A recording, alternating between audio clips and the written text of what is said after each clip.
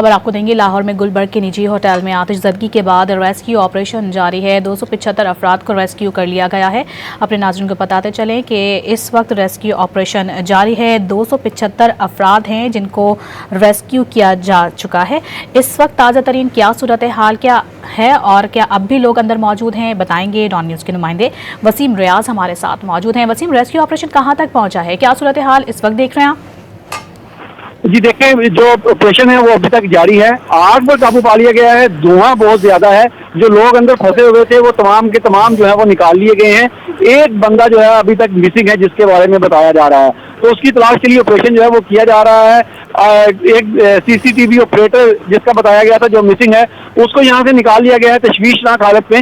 उसको यहाँ से रेस्क्यू ने हॉस्पिटलाइज जो है वो किया है। हॉस्पिटल में जाकर अब डॉक्टर बताएंगे कि उसकी कंडीशन जो है वो कैसी है, वो जिंदा है या नहीं। यहाँ से उसको जो है वो पल्स निकाला गया है और अस्पताल मुंतकिल कर दिया गया है।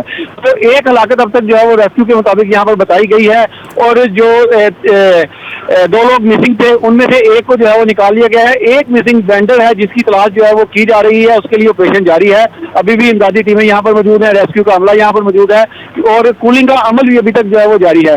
ये होटल है जिसकी तकरीबन कोई 19 मंजिला ये इमारत है, और इसकी 3 बेसमेंट्स हैं। उस बेसमेंट में बॉयलर में जो अभी तक की जो तफ्तीश में जो चीजें सामने आई उसमें ये बताया गया है कि बॉयलर फटने से जो वो आग लगी, जिसने देखते ही देखते एक शिद्दत इख्तियार की, और जो धुआं था वो इस पूरी बिल्डिंग में जो वो फैल गया। यहाँ पर एक निजी कॉलेज का जो फंक्शन था उसके बच्चे भी मौजूद थे।